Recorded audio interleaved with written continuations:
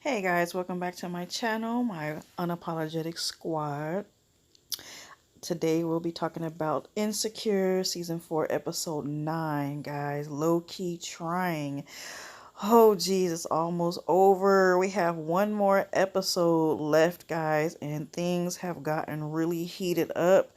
Things have gotten really spicy. If I had the opportunity to name the next episode, I would name it Low Key Spicy, because everything between everyone has definitely, the temperature has turned up.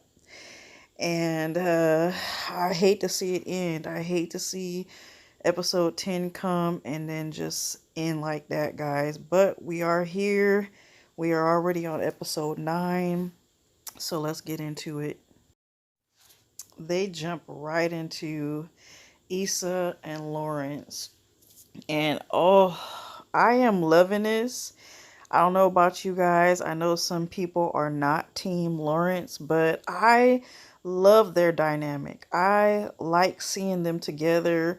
I wished that seasons ago they would have just worked through their issues, but I know, whenever anybody is cheated on, especially when sex is involved, it's very hard to come back from that.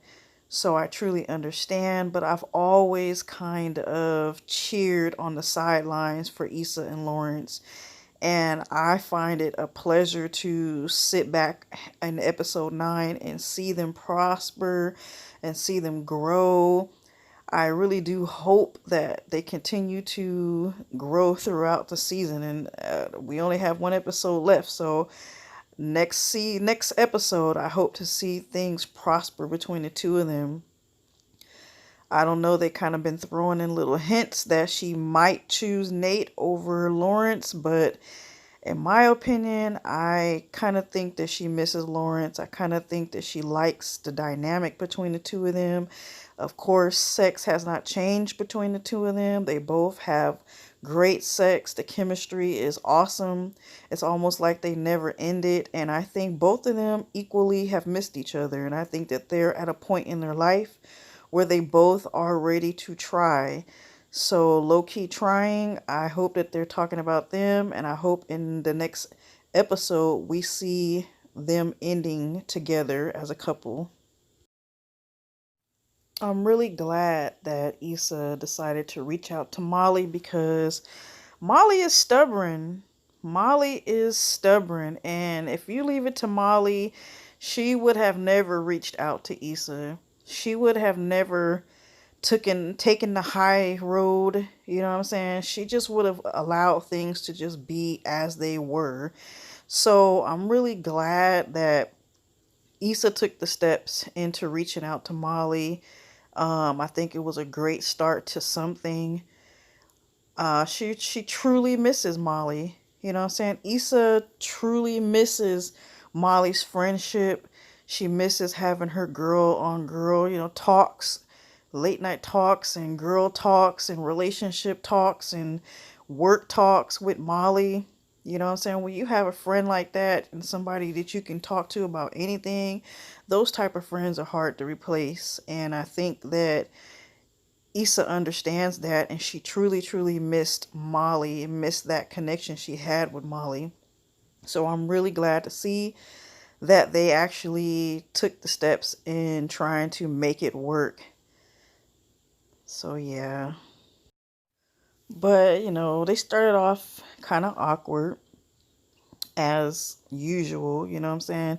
I think anybody who takes that much time away from each other, who has, such the bond that they have, when you get back together, it's going to be some awkwardness. And, they were extremely awkward, but as usual, per usual, Issa was doing everything she could to, soften the mood, you know what I'm saying? Just laugh and bring up things and talk. And before you know it, they were back to their old selves. They were enjoying each other's company. They were talking about the past. They're laughing. They were having a good old time, just like old times. And, I was happy to see that. I was really happy to see that, because as much as I'm Team Issa, I kind of happy to see that their friendship is starting to mend itself back together in this part of the episode. So I kind of was hoping for the best, but you know how shit goes. So as soon as Molly gets back to Andrew, the first thing that she has to tell him is that she met up with Issa. She couldn't wait to let him know that, but it's funny how she tells him that she met up with Issa and he was able to pinpoint her flaws, you know what I'm saying, her mishaps, you know, where she could have done more in the conversation to meet Issa halfway.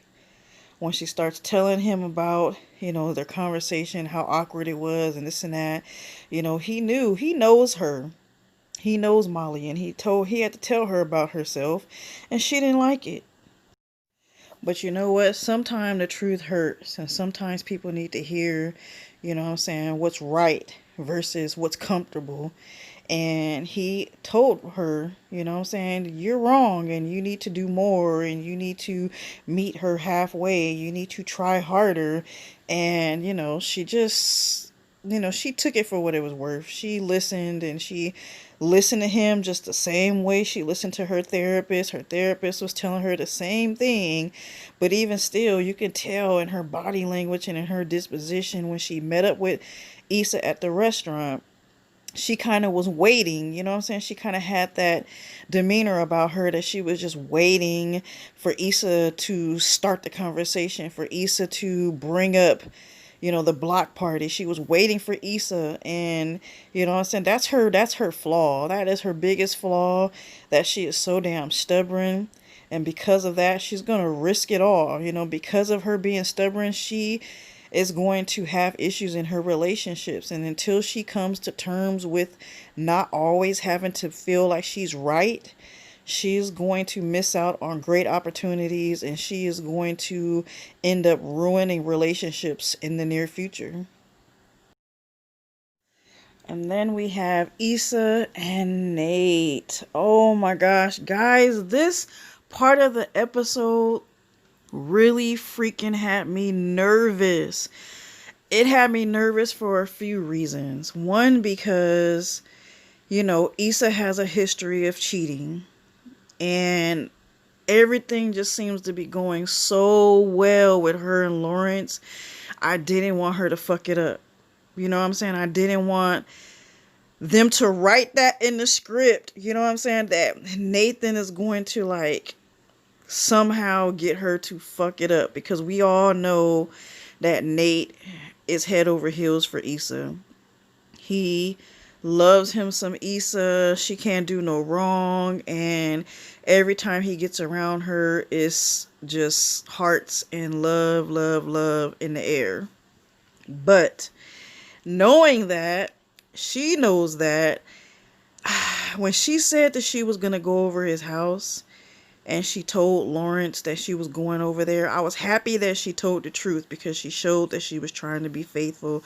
She showed that she was trying to be honest and loyal to whatever they're trying to recreate between each other. But it still made me nervous.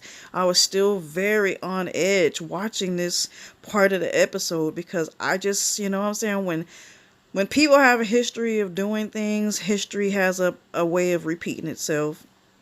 And I saw her in the house, and I only could keep thinking was, don't fuck it up. Don't let him suck you in. Don't fuck it up. So watching them, you know, kind of like unbox the boxes, you can see Nate was trying to get close to her. He was giving her them eyes, you know what I'm saying? He was kept finding himself in her little area, and she was fucking like dipping out, you know what I'm saying? Kind of like staying her distance from him. She was really throwing off the friend vibe, you know what I mean? The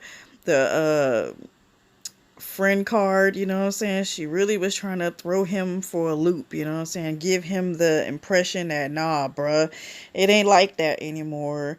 And she knew that, you know, he was just his intentions was to get a little bit closer to her. So she decides to tell him about Lawrence. When I tell you that this was probably the best part of this episode, because when I say Lawrence, I'm sorry, when Nate was so petty when he heard her even mention Lawrence's name. He immediately starts to go low blow with her about her cheating. You know what I'm saying? He throws that in her face, like, oh, the one you cheated on? I don't know about y'all, but shit, that right there would have sparked some shit up with me and him. Like, I would have been like, what you mean? Like, why you gotta say it like that? Why you gotta bring that up?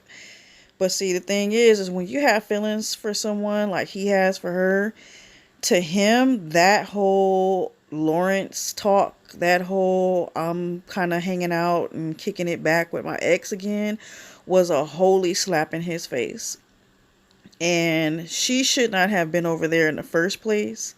That definitely was a conversation to be had before she even went over there. So the simple fact that she was there kind of gave him an impression that everything was good.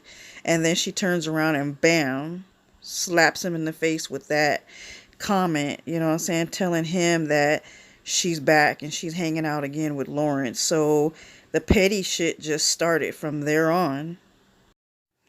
And I really thought he was going to kick her out of his house. I mean, his whole demeanor changed, and I was just waiting for him to be like, you know what, let's just call this a day, let's end this, you know what I'm saying, I'll catch you later, you know, I'll see you on the flip side, good luck with Lawrence type of shit. But you know what I'm saying? Issa being Issa, she was trying to be petty a little bit too, and she threw the whole, well, at least, you know, he don't be ghosting people. And he came out for the first time, Issa's hearing this, that he has a mental disability, you know what I'm saying, that he's bipolar. And she was like, wow, you know what I'm saying? She was shocked when she heard that because she didn't know, and she felt bad. And that's one thing I really like about Issa Rae, is that, you know, she knows how to bring up sensitive situations and sensitive subjects in her episodes and talk about them, you know what I'm saying? And mental illness is a huge shit, like a almost like a pandemic, you know, nowadays. A lot of people are dealing with mental illnesses. And I liked how she shined a light on that in a soft way, you know what I'm saying? But it needed to be talked about. It needs to be addressed. And I like how she showed that Issa's response to him saying that he was bipolar, she responded by being very soft and apologizing, and you know what I'm saying, she's sorry, she didn't know. And that changed the whole dynamic between the two of them. You know what I'm saying?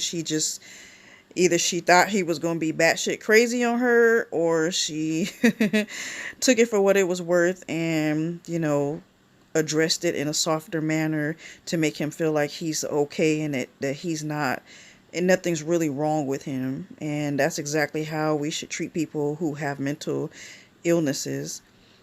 But yeah, this situation, this part of the episode was probably one of my favorites, because it addressed so many different emotions, and I think that people can learn so much from just this portion of the episode. So Issa and Nate end up running into Molly and Andrew, and you know, it was awkward at first, but Andrew, being who he is, he's just like, hey guys, you know, why don't you stay for dinner, you know? And he's like kind of nudging Molly, and Molly's like, yeah, you know, we have plenty of food, why don't you guys stay, you know? And then you see Issa and Nate kind of like, you know, we don't want to end friends, we don't want to be a burden or anything, but hell yeah, we'll eat, we'll stay, you know, we hungry, we're gonna stay. And so we see them getting together, and you know, they're just having a great time. They're drinking, they're having wine, they're having Chinese food, and they're enjoying each other's company. They're reminiscing on the past. Issa and Molly are talking about a old apartment that Issa used to have, and they're just having a great time talking and laughing. And then Nathan gets up and Molly sends him a message, but it doesn't go to him, it goes to Issa. Issa gets the message and instantly realizes that it wasn't meant for her. So she responds back to Molly saying something to the fact of, I don't think this was meant for me. And then when Molly gets the message, she has the look on her face like, oh my God, I just fucked up.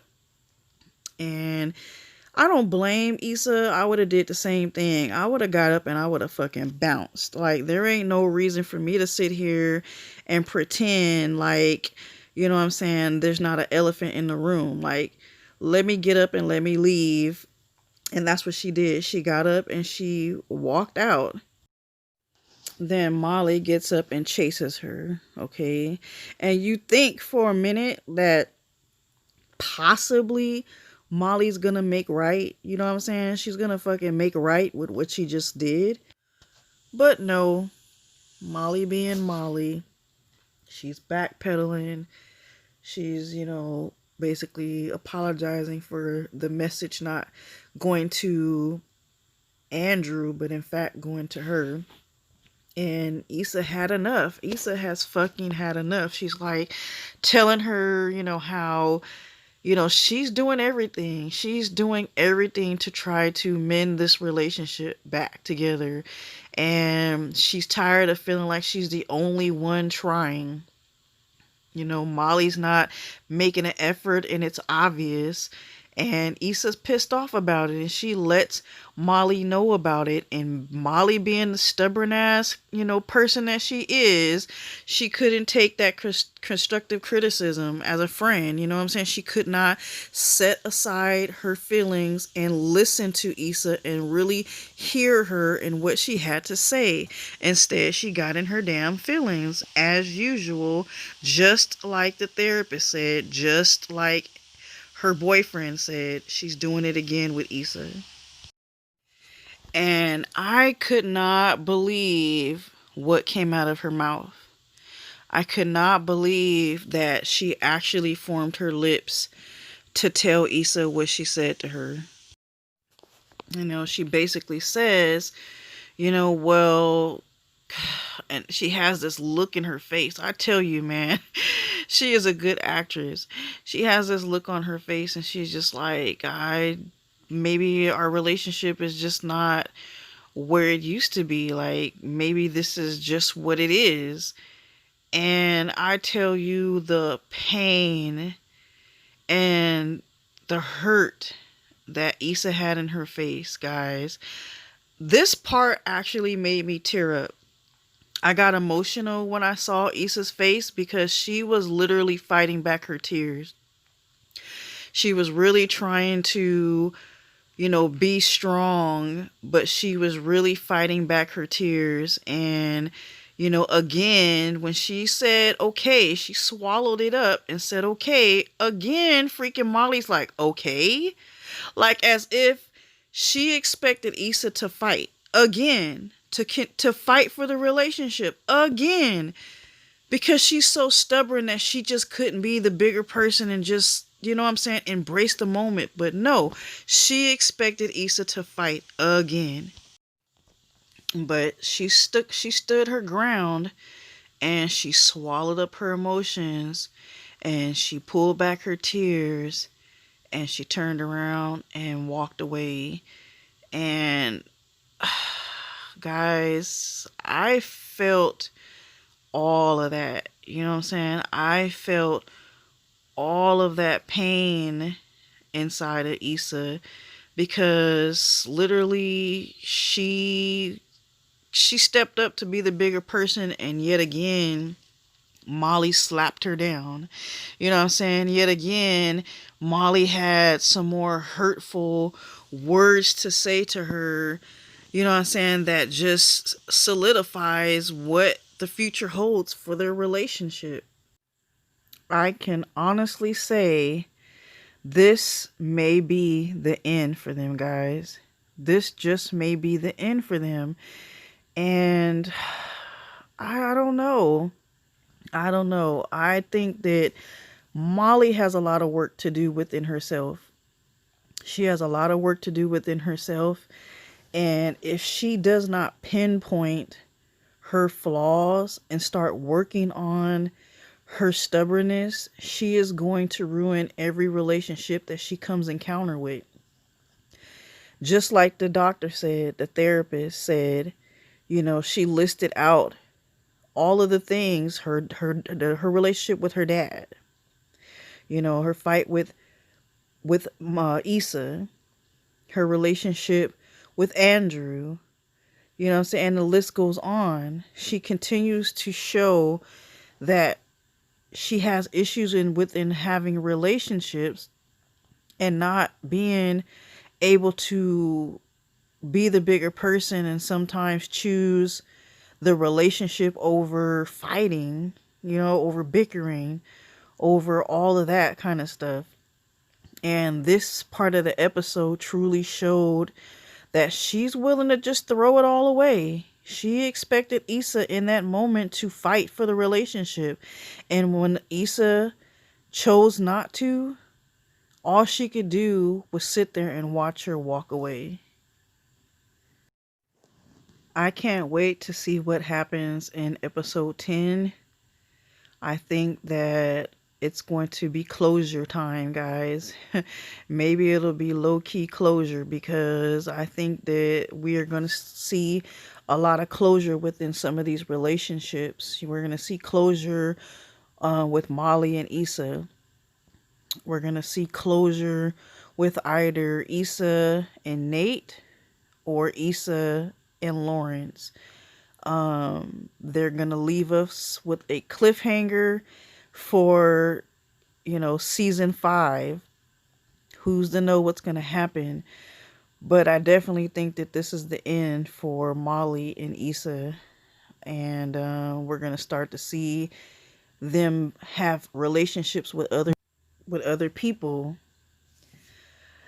She already mentioned, you know, that somebody was going to be her best friend. I forget who Molly had said, but she was like, this is my new best friend.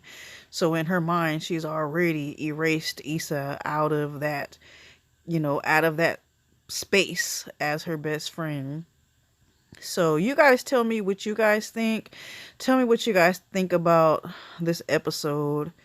You know what I'm saying? Tell me how you guys feel about the future, what the future holds for Molly and Issa's friendship.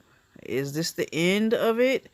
Or are they just leaving us for next season to see what's going to happen? And what do you guys think is going to happen for episode 10? They gave us a little bit of a trailer for episode 10 where we see Issa going to someone. It was either going to be Lawrence or Nate. Tell me in the comment section which one you guys think it is, and we'll talk about it again. So thank you guys for watching my review. I hope you guys enjoyed. Don't forget to like, comment, and subscribe. And don't forget to hit the notification bell so you'll know whenever I upload videos such as this one. I hope you guys have a good day. My unapologetic squad. I'll see you later in the next one. Bye.